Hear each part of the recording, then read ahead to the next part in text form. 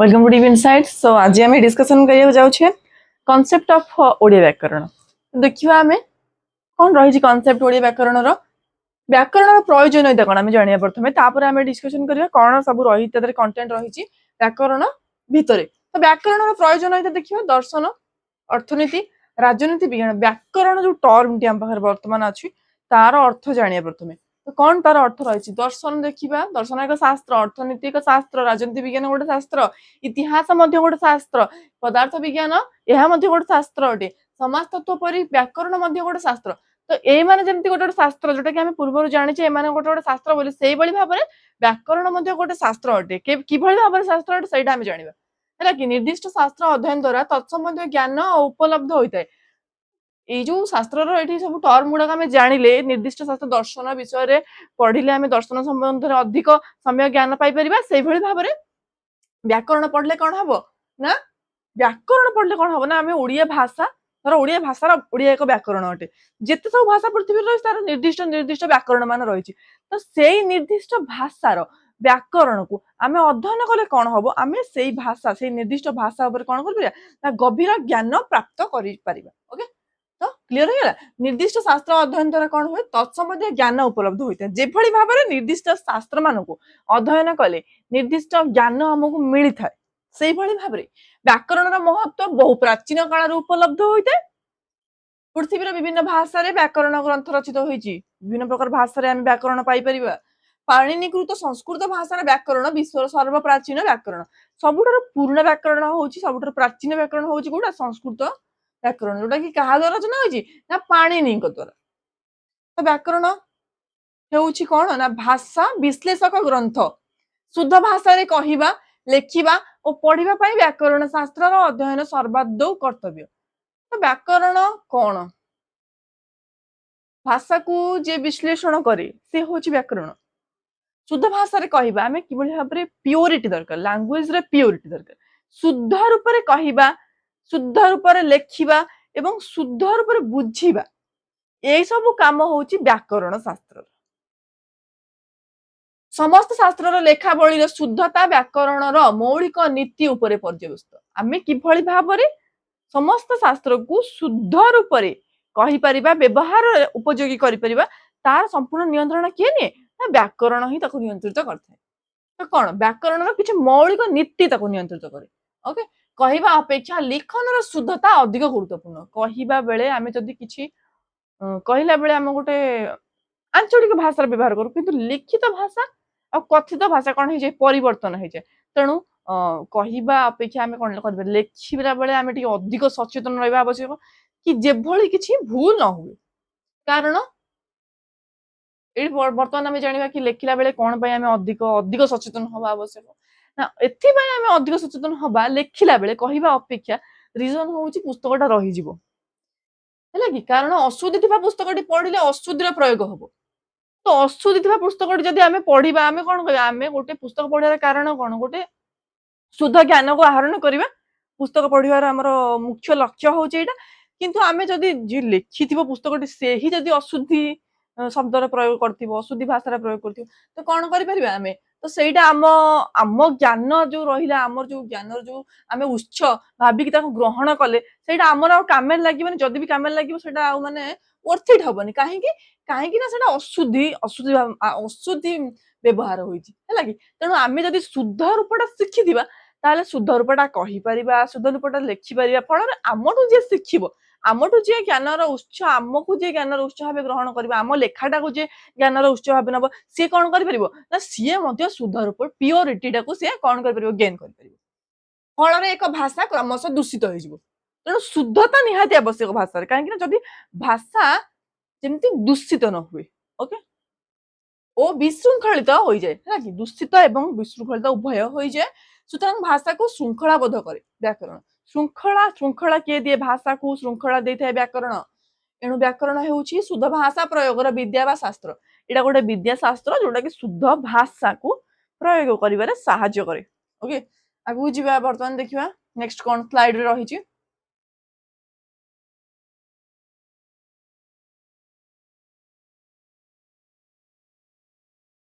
ଦେଖନ୍ତୁ ଏଇ ଟପିକ ଗୁଡିକ ବହୁତ ଇଜି ଲାଗୁଥାଇପାରେ କିନ୍ତୁ ୟା ଭିତରେ ଯେତେବେଳେ କ୍ୱେଶ୍ଚିନ୍ ରେଡି କରାଯାଏ ତ ସେଇଟା ବହୁତ ହି କନଫ୍ୟୁଜନ କ୍ରିଏଟ କରିଥାଏ।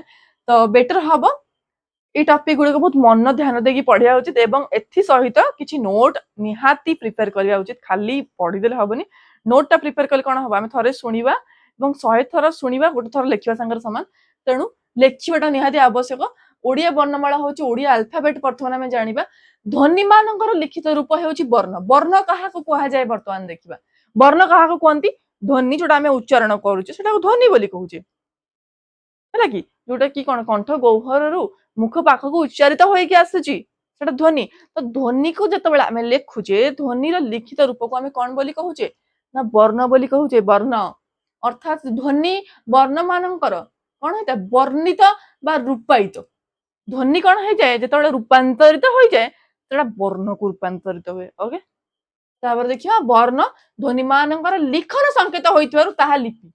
ଲିପି କଣ ହେଇଯିବ ନା ଲେଖିବାର ଯୋଉ ଧ୍ୱନି ଯୋଉ ରୂପାନ୍ତରିତ ହେଲା ବର୍ଣ୍ଣକୁ, ବର୍ଣ୍ଣକୁ ଏହା ରୂପାନ୍ତରିତ ହେଲା ପରେ କଣ ହେଲା ନା ଗୋଟେ ଲିଖନର ସଂକେତ ତିଆରି କଲା। ତ ସେଇ ଲିଖନର ସଂକେତଟାକୁ ଆମେ ଲିପି ବୋଲି କହିଥାଉ, ହେଲା କି? ବର୍ଣ୍ଣର ଅନ୍ୟ ନାମ ହେଉଛି ଅକ୍ଷର। ବର୍ଣ୍ଣର ଗୋଟେ ଅନ୍ୟ ନାମ ରହିଛି, ତାକୁ ଆମେ କଣ କହିଥାଉ? ଅକ୍ଷର ବୋଲି କହିଥାଉ। ତାପରେ ଦେଖିବା ବିଭିନ୍ନ ଭାଷାରେ ବିଭିନ୍ନ ସଂଖ୍ୟକ ବର୍ଣ୍ଣ ରହିଛି। ଆମେ ବିଭିନ୍ନ ପ୍ରକାର ଭାଷାକୁ ଦେଖିବା, ଲାଙ୍ଗୁଏଜ କଣ ହେଇଯାଏ ନା ଯେମିତି ଆମର ରହିଛି 26 ଆଲଫାବେଟ ରହିଛି ଇଂଲିଶ ଲାଙ୍ଗୁଏଜରେ, କିନ୍ତୁ 49 ଆଲଫାବେଟ ରହିଯାଉଛି କୋଉଠି ନା ଓଡିଆ ଭାଷାରେ। ସେମାନଙ୍କର ଆକାର ଓ ଉଚ୍ଚାରଣର ପାର୍ଥକ୍ୟ ରହିଛି। ଆମେ ନିୟମ ଜାଣିବା, ଭାଷାରେ ଯୋଉ ବର୍ଣ୍ଣ ବ୍ୟବହାର କରୁଛେ, ଯୋଉ ଶବ୍ଦ ବ୍ୟବହାର କରୁଛେ, ଯୋଉ ମାତ୍ରା ବ୍ୟବହାର କରୁଛେ, ତାର ବିଭାଗୀକରଣ କିପରି ହୋଇଛି।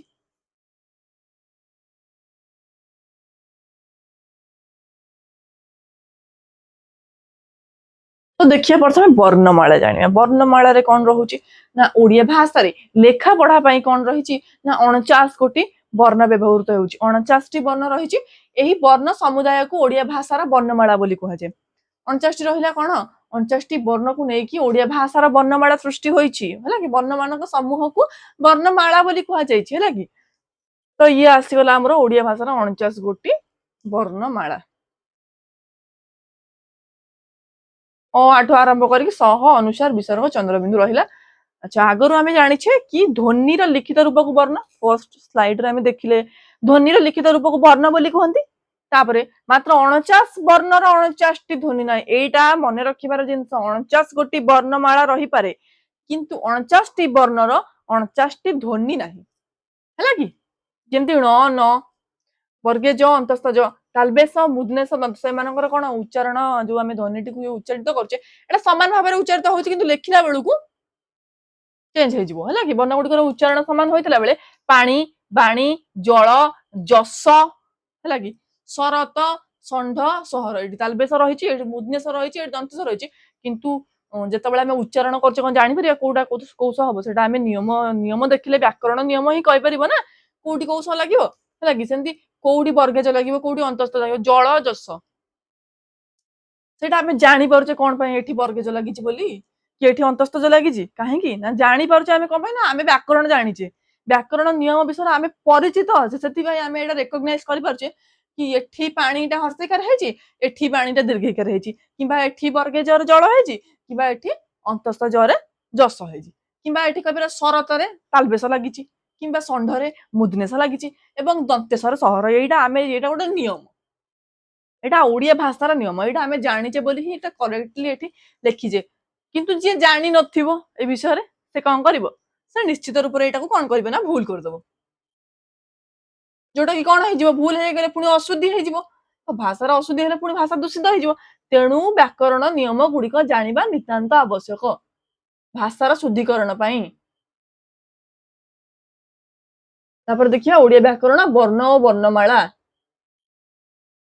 ବର୍ଣ୍ଣର ସଂଜ୍ଞା, ଧ୍ୱନି ମାନଙ୍କର ଲିଖିତ ରୂପ ହଉଛି ବର୍ଣ୍ଣ, ଅର୍ଥାତ ଧ୍ୱନି ବର୍ଣ୍ଣ ମାନଙ୍କରେ ବର୍ଣ୍ଣିତ ବା ରୂପାୟିତ।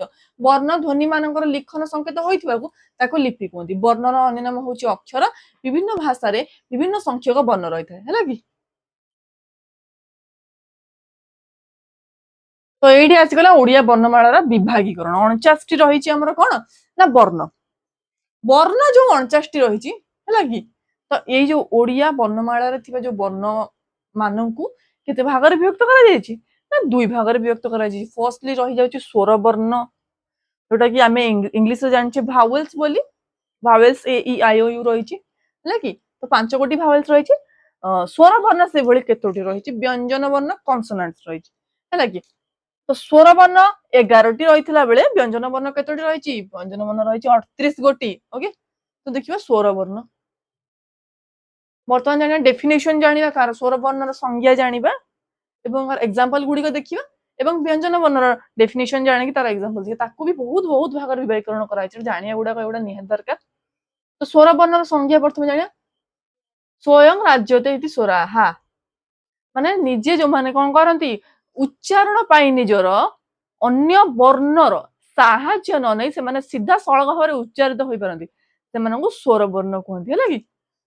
तो अ आ हर्षई दीर्घई हर्षौ दीर्घौ रु ए ऐ ओ औ हैला कि तो ये हे गले हमर अन्य वर्णर साहाय्य न नै उच्चारित हेउथवा वर्ण मानकु स्वर वर्ण बोली कहा गला तो ये हे गले तार 1 2 3 4 5 6 7 8 9 10 11 11 गोटी रहिला हमर स्वर वर्ण हैला स्वर वर्णर विभाग देखिबा तो स्वर वर्ण एटी विभाग हे गेला कोन ना हर्ष स्वर रहिला एवं दीर्घ स्वर रहिला तो हर्ष स्वर रे किए जाउछन सेटा जानिबा एवं दीर्घ स्वर रे किए जाउछन सेटा जानिबा हैला कि देखो हर्ष स्वर कहले कोन जेतने आमे हर्ष स्वर रो उच्चारण करता लेखिबा शैली एटी छाडी दियंतो अलगा जिंस लेखिबा शैलीटा अलगा जिंस एवं उच्चारण करिया दृष्टि रो एगुडी व्याकरण करा जायछि उच्चारण कला बेले हर्ष स्वर रो प्रयोग कि भଳି रूप रे होछि एवं दीर्घ स्वर रो प्रयोग कि भଳି होछि तो हर्ष स्वर अ एवं हर्षई हर्ष उ एवं हर्ष रु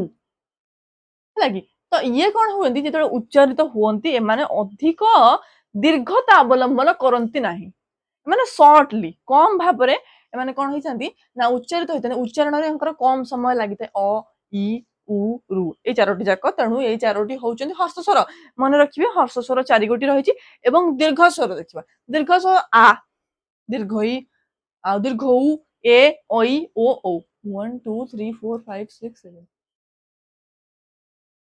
ସାତଟି ରହିଛି କଣ ନା ଦୀର୍ଘ ସ୍ୱର ହେଲା କି ଉଚ୍ଚାରଣରେ କଣ ଏମାନଙ୍କର ଅଧିକ ସମୟ ଲାଗେ ହେଲା କି ତ ଏମାନେ ଯେତେବେଳେ ଉଚ୍ଚାରିତ ହୁଅନ୍ତି ହର୍ଷ ସ୍ୱର ତ ତାର ଅଳ୍ପ ସମୟରେ ଉଚ୍ଚାରିତ ହେଇଗଲା କିନ୍ତୁ ଯେତେବେଳେ ଦୀର୍ଘ ସ୍ୱର ଉଚ୍ଚାରଣ କରାଯାଏ କଣ ହେଇଯାଏ ନା ଆ ଇ ଉ ଏ ଐ ଓ ଔ ଏଇଭଳି ଭାବରେ କଣ ଟିକେ ଦୀର୍ଘତା ଯେହେତୁ ଇଏ ଅବଲମ୍ବନ କରେ ତେଣୁ ଏହାକୁ ଆମେ କାହା ଅନ୍ତର୍ଗତ କରିଥାଉ ଏହାକୁ ଆମେ କରିଥାଉ ଦୀର୍ଘ ସ୍ୱର ଅନ୍ତର୍ଗତ ତାପରେ ଦେଖିବ ସନ୍ଧିକ୍ଷର କଣ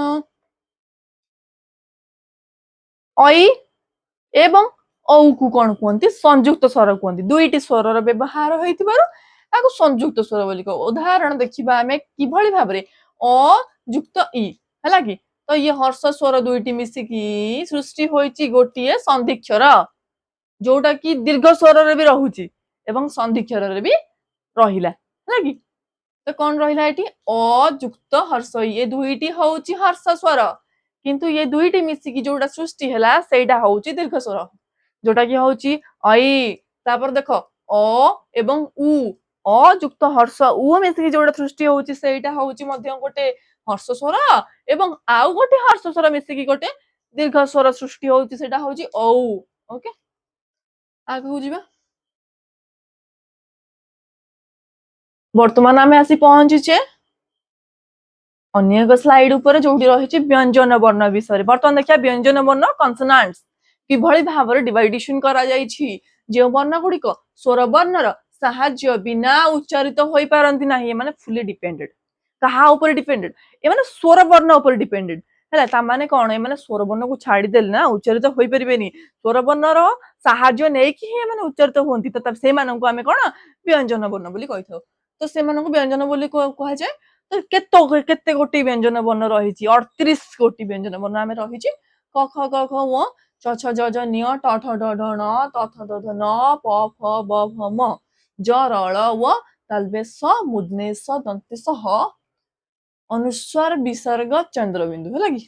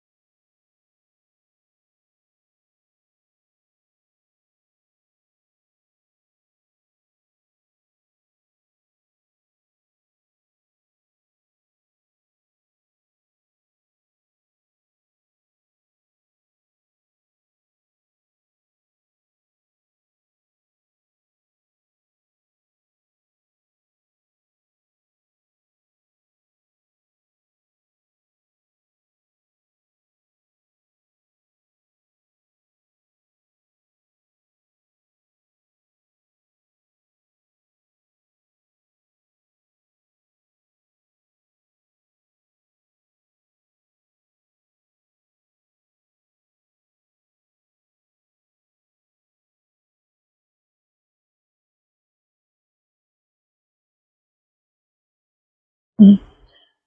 तो ये देखिए बर्तमान आम वर्गीय व्यंजन जो रही वर्गीय व्यंजन विभागीकरण देखा। तो वर्गीय व्यंजन कौन रोचे ना क च ट त प এই ପାଞ୍ଚଟି ବର୍ଗ ଭାବରେ ବର୍ଗୀୟ ବ୍ୟଞ୍ଜନକୁ ବିଭାଗୀକରଣ କରାଯାଇଛି ମାନେ କୋଉ କୋଉ ସ୍ଥାନରୁ ଉଚ୍ଚାରିତ ହୋଇଥାନ୍ତି ହେଲା କି।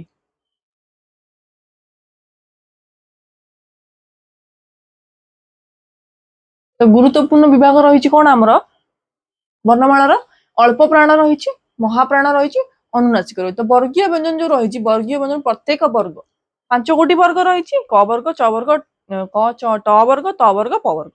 ତ 5ଟି ବର୍ଣ୍ଣର କଣ ରହିଛି ନା ପ୍ରଥମ ତୃତୀୟ ଓ ପଞ୍ଚମ ବର୍ଣ୍ଣରେ କଣ କରାଯାଏ ଅଳ୍ପ ଅଳ୍ପ ମାତ୍ରାରେ ଉଚ୍ଚାରଣ ହୋଇଥାଏ। ତ ଯେହେତୁ ଅଳ୍ପ ମାତ୍ରାରେ ଉଚ୍ଚାରଣ ହୋଇଥାଏ ତା ଦେହରେ ଅଳ୍ପ ପ୍ରାଣ ବୋଲି ତାକୁ କୁହନ୍ତି। ଯେମିତି ଆମେ କହିପାରିବା ଉଦାହରଣ ସ୍ୱରୂପ ପ୍ରଥମ ବର୍ଗ କ ବର୍ଗର କ ଗ ଏବଂ ଉ ଏଇ ତିନୋଟି ହଉଛି କଣ ନା ଅଳ୍ପ ପ୍ରାଣ ଏବଂ ସମସ୍ତ ବର୍ଗର ଶେଷ ବର୍ଣ୍ଣ ଗୁଡିକ ହଉଛି ଅନୁନାସିକ ବର୍ଣ୍ଣ ନାକର ପ୍ରୟୋଗ ସେଠାରେ ହୋଇଥାଏ ତେଣୁ ତାକୁ ଅନୁନାସିକ ବର୍ଣ୍ଣ କୁହନ୍ତି। ମହାପ୍ରାଣ ରହିଲେ କଣ ପ୍ରତ୍ୟେକ ବର୍ଗର ଦ୍ୱିତୀୟ ଓ ଚତୁର୍ଥ ବର୍ଣ୍ଣ ଦ୍ୱିତୀୟ ଚତୁର୍ଥ ହଉଛନ୍ତି ଉଦାହରଣ ଖ ଆଉ ଘ ଏମାନେ ମହାପ୍ରାଣ। ଏଠି କଣ ହୋଇଥାଏ ଖ ଏବଂ ଘରେ ଉଚ୍ଚାରଣ ଟିକେ ଅଧିକ ହୋଇଥାଏ। ଅନୁନାସିକ ପ୍ରତ୍ୟେକ ବର୍ଗର ପଞ୍ଚମ ବର୍ଣ୍ଣ ନିୟ ଉଁ ନିୟ ଣ ନ ମ ଏସବୁ ହଉଛନ୍ତି ଅନୁନାସିକ ବର୍ଣ୍ଣ। ଓକେ ତ ଆଗକୁ ବଢିବା।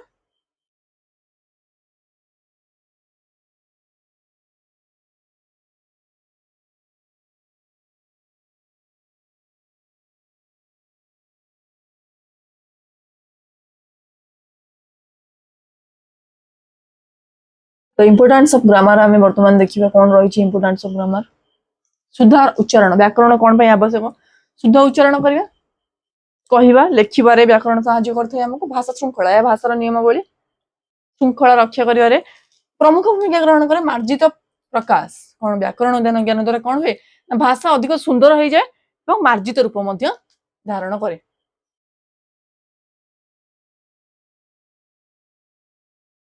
ये सब तो आम जानी आगुरी। तो ओडिया अल्फाबेट सिस्टम देखिबा ओडिया वर्णमाला कौन रोचे मोट वर्ण संख्या जानिबा आमे 49 गोटी वर्ण रही है कि 50टी नुहे 49टी ओडिया वर्णमाला समुदाय वर्ण हूँ 49टी। श्रेणी विभाग देखिबा तो स्वर वर्ण रे कौन आसी 11टी रहिला स्वर वर्ण एवं व्यंजन वर्ण कौन 38 गोटी आ अनुसार विसर्ग चंद्रबिंदु एमाने होचनी अजोग बाहु। अजोग बाहु वर्ण कौन माने कहार साहाय्य नहेले जोग संयुक्त नहेले माने उच्चारित होई पारंती नाही माने क सहित संयुक्त हेबो अनुसार कं ख सहित अनुसार संयुक्त हेबो खं। तो एमाने कौन संयुक्त हैला परे ही माने कौन कहि परियो ना उच्चारित होई परियो बिना संयोग रे माने उच्चारित होई परियो नाही। उच्चारण स्थान प्रोनाउंसिएशन साइट देखिबा क वर्ग च वर्ग ट वर्ग त वर्ग प वर्ग। तो एइटा वर्तमान आमे जानिबा आवश्यक कोउडु कोउडे माने उच्चारित होइथांती क कंठरु होइथांती क वर्ग है कि क ख ग घ उ एमाने कोउडु उच्चारित हेले ना कंठरु है कि च वर्ग कोउडु उच्चारित हेले ना च वर्ग उच्चारित हेले तालुरु तालुरु माने जेहेतु कंठरु माने उच्चारित होंती माने कंठ वर्ण कहंती है कि तालुरु जतले उच्चारित होबे ताको तालव्य वर्ण बोली कहिबे। एवं त वर्ग कौन है मूर्धार उच्चारित वर्ण तेणु एटा कौन मूर्धार जेहेतु मूर्धन्य कहको त वर्ग है कौन दंत दंतर जेहेतु उच्चारित हे दंत्य वर्ण बोली कहवा।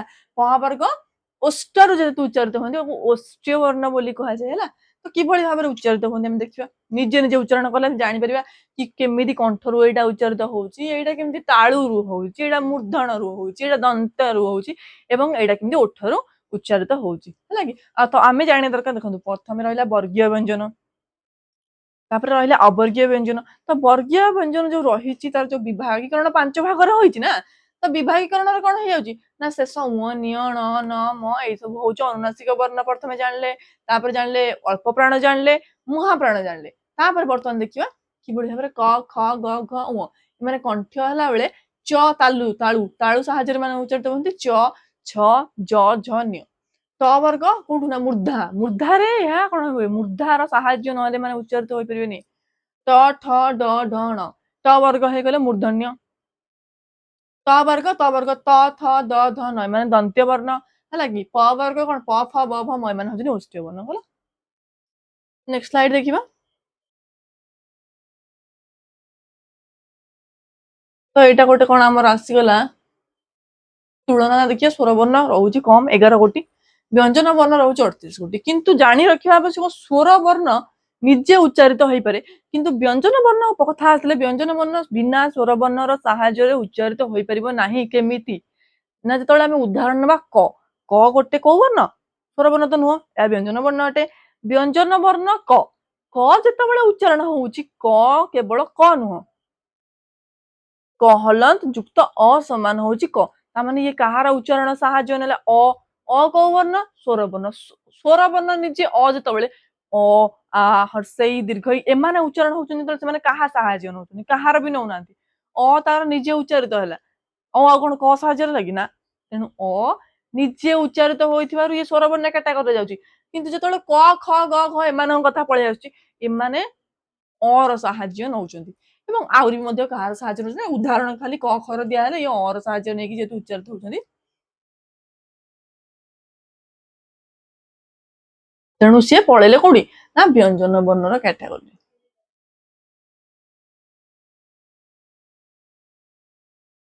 ଦେଖନ୍ତୁ ଆମର ଯୋଉ ରହିଲା ବର୍ଗୀୟ ବ୍ୟଞ୍ଜନ କ୍ୟାଟାଗୋରୀ କଥା ଚିନ୍ତା କରନ୍ତୁ।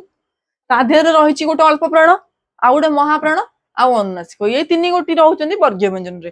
ତ ବର୍ଗୀୟ ବ୍ୟଞ୍ଜନରେ ଯୋଉ ଏଇ ତିନିଟି ରହିଲେ ଅଳ୍ପ ପ୍ରାଣ ବେଳେ କୋଉ କୋଉ ପ୍ରଥମ ତୃତୀୟ ବର୍ଣ୍ଣ ଯେତେବେଳେ ଉଚ୍ଚାରିତ ହୁଏ କୋଉ କୋଉ ଶରୀରର କୋଉ କୋଉ ପାର୍ଟ ଏଥିରେ ୟୁଜ ହୁଅନ୍ତି ଏଇଟା ଦେଖନ୍ତୁ ହେଲା। ମହାପ୍ରାଣରେ ରହିଛି କଣ ଦ୍ୱିତୀୟ ଓ ଚତୁର୍ଥ ବର୍ଣ୍ଣ, ଅନୁନାସିକ ହଉଛି ପଞ୍ଚମ ବର୍ଣ୍ଣ, ନାକ ସାହାଯ୍ୟରେ ମାନେ ଉଚ୍ଚାରିତ ହୁଅନ୍ତି।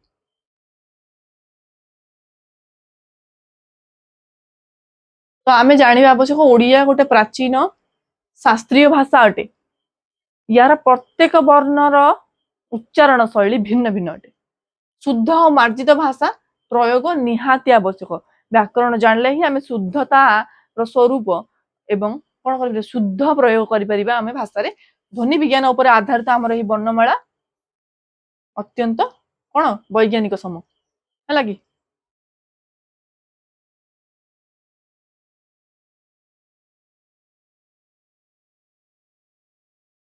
linguistic foundations of Odia language, ଭାଷାକୋଷ ବର୍ଣ୍ଣବୋଧ ଭାଷାର ପରିଚୟ।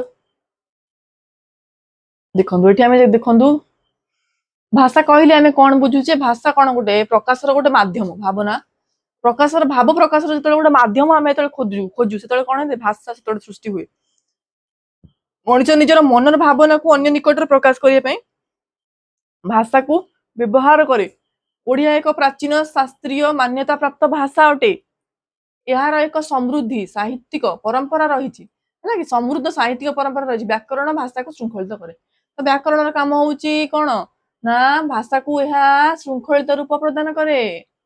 ବର୍ତ୍ତମାନ ଆମେ ଜାଣିବା ଲେଟର ଆଣ୍ଡ ସାଉଣ୍ଡସ ବିଷୟରେ, ଦ ବିଲ୍ଡିଂ ବ୍ଲକ୍ସ ତିଆରି କରେ। କେମିତି କେମିତି ଭାଷା ସୃଷ୍ଟି ହେଇଛି, ଭାଷାର ସୃଷ୍ଟି କାହିଁକି ହେଇଛି ନା ଭାଷା ଭାବନା ଯେତେବେଳେ ଗୋଟେ ରୂପ ପାଇଲା ସେ ଭାଷା ହେଲା। କିନ୍ତୁ କିଭଳି ଭାବରେ ଭାଷା ସୃଷ୍ଟି ହେଲା, ବର୍ଣ୍ଣ ଏବଂ ଧ୍ୱନି ଏମାନଙ୍କୁ ନେଇକି ହିଁ ଭାଷା ସୃଷ୍ଟି ହୋଇଛି। ବର୍ତ୍ତମାନ ଆମ ସାମ୍ନାରେ ଅଛି ଫ୍ଲୋ ଚାର୍ଟଟି ବର୍ଣ୍ଣମାଳାର ମୁଖ୍ୟ ବିଭାଗ ଗୁଡିକ ଦେଖିବା ଆମେ। ବର୍ଣ୍ଣମାଳାର କଣ ମୁଖ୍ୟ ବିଭାଗ ରହିଛି, ଧ୍ୱନି, ବର୍ଣ୍ଣ ଏବଂ ବର୍ଣ୍ଣମାଳା। କଣ ରହିଲା ନା ମୁଖ ନିଃସୃତ ଅର୍ଥବୋଧକ ଶବ୍ଦକୁ ଧ୍ୱନି କୁହନ୍ତି। ଧ୍ୱନି ଯୋଉଟା ଆମେ ବର୍ତ୍ତମାନ ଯୋଉଟା ମୁଁ ସାଉଣ୍ଡ କରୁଛି, ଯୋଉଟା ଉଚ୍ଚାରିତ ହଉଛି ସେଟା ଧ୍ୱନି। ଏହା ଭାଷାର ମୌଖିକ ରୂପ। ମୁଁ କଣ ଲେଖୁଛି କି ବର୍ତ୍ତମାନ, ମୁଁ କହୁଛି ନା, ତେଣୁ ମୋ ପାଟିରୁ ବାହାରୁଛି, ମୋ ମୁଖରୁ ବାହାରୁଛି, ଯେହେତୁ ମୁଖରୁ ବାହାରୁଛି ତେଣୁ ମୌଖିକ ରୂପ ହେଲା କି। ବର୍ଣ୍ଣ ଲେଟର ଏଇଟା ହଉଛି ଧ୍ୱନିର ଲିଖିତ ରୂପ। ସବୁ ଜିନିଷ ଧ୍ୱନି, ମୁଖରୁ ଯୋଉଟା ବାହାରୁଛି ସେଇଟା ହଉଛି ଧ୍ୱନି। ଧ୍ୱନି ଯେତେବେଳେ ଲେଖା ହଉଛି ଲିଖିତ ରୂପକୁ ଯେତେବେଳେ ପଳେଇ ଯାଉଛି ସେଇଟା ହେଇଯାଉଛି କଣ ନା ସେଇଟା ହେଇଯାଉଛି ବର୍ଣ୍ଣ। ତ ଓଡିଆ ଭାଷାରେ 49 ଗୋଟି ବର୍ଣ୍ଣ ରହିଛି। ବର୍ଣ୍ଣମାଳା, ବର୍ଣ୍ଣମାନଙ୍କର ସମାହାରକୁ ବର୍ଣ୍ଣମାଳା କୁହନ୍ତି। ଏହା ହଉଛି ଭାଷାର ମୂଳ ଭିତ୍ତି। ଭାଷାର ମୂଳ ଭିତ୍ତି ଫାଉଣ୍ଡେସନ ହଉଛି କଣ ନା ବର୍ଣ୍ଣ। ସ୍ୱରବର୍ଣ୍ଣ, ଦ ଇଣ୍ଡିପେଣ୍ଡେଣ୍ଟ ମ୍ୟୁଜିକାଲ ନୋଟ୍ସ ଅଫ ଗ୍ରାମର। ସ୍ୱରବର୍ଣ୍ଣର ପ୍ରକାର, ହର୍ଷ ସ୍ୱର ରହିଗଲା 4ଟା, ଦୀର୍ଘ ସ୍ୱର ରହିଗଲା 7ଟା, ସମୁଦାୟ ରହିଲା ଆମର ସ୍ୱରବର୍ଣ୍ଣ। ଦେଖନ୍ତୁ ଚାର୍ଟ ମାଧ୍ୟମରେ 11 ଗୋଟି ରହିଲା। ବ୍ୟଞ୍ଜନ ବର୍ଣ୍ଣ କନସୋନାଣ୍ଟସ ରହିଲା ସପୋର୍ଟେଡ ସାଉଣ୍ଡ ଷ୍ଟ୍ରକ୍ଚରିଂ ଦ ୱାର୍ଡ। ସପୋର୍ଟେଡ ସାଉଣ୍ଡସ ମାନେ ଡିପେଣ୍ଡେଣ୍ଟ ଥାନ୍ତି। ଓକେ, ତ ବର୍ଗୀୟ ଓ ଅବର୍ଗୀୟ ବ୍ୟଞ୍ଜନ। ବର୍ଗୀୟ ବ୍ୟଞ୍ଜନ ରହିଗଲା ପାଞ୍ଚଟି ବର୍ଗ ରହିଲା 25 ଗୋଟି ବର୍ଣ୍ଣ ରହିଲା ସେଥିରେ ଅବର୍ଗୀୟ ବ୍ୟଞ୍ଜନ ରହିଲା ଜ ର ଲ ତାଲବେଶ ମୁଦନେଶ ଦନ୍ତେଶ ହ ଳ ୱ ଓକେ 10 ଗୋଟି ଅବର୍ଗୀୟ ବ୍ୟଞ୍ଜନ ରହିଲା ଅଯୋଗ ବାହ ତ ମୁଁ କହିଥିଲି ଅଯୋଗ ବାହ କଣ ସେମାନେ କାହା ସହିତ ଯୋଗ ହେଲେ ହିଁ ସେମାନେ କଣ ଉଚ୍ଚାରଣ ପାଇପାରିବେ ଅନୁସ୍ୱାର ବିସର୍ଗ ଚନ୍ଦ୍ରବିନ୍ଦୁ ଏମାନେ ହଉଛନ୍ତି 3 ଗୋଟି ଅଯୋଗ ବାହ ବର୍ଣ୍ଣ ଇଏ ସରିଗଲା ଆମର ବର୍ଣ୍ଣ ମାନଙ୍କର ବିଭାଗୀକରଣ ବର୍ଗୀୟ ବ୍ୟଞ୍ଜନ ଆଉ ଦ୍ୱିତୀୟ ବିଭାଗଟି ହଉଛି ଅବର୍ଗୀୟ ବ୍ୟଞ୍ଜନ ଏବଂ ତୃତୀୟ ବିଭାଗଟି ହଉଛି କଣ ନା ଅଯୋଗ ବାହ clear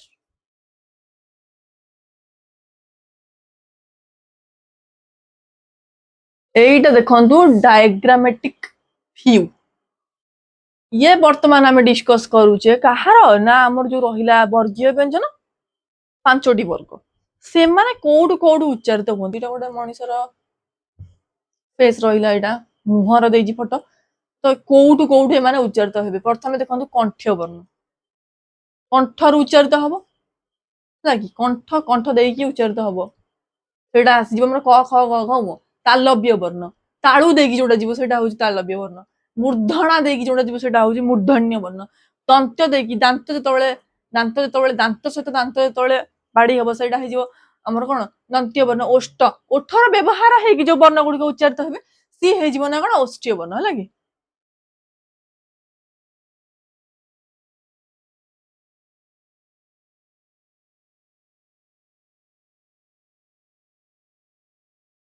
that's all for this class. Thanks for watching our video.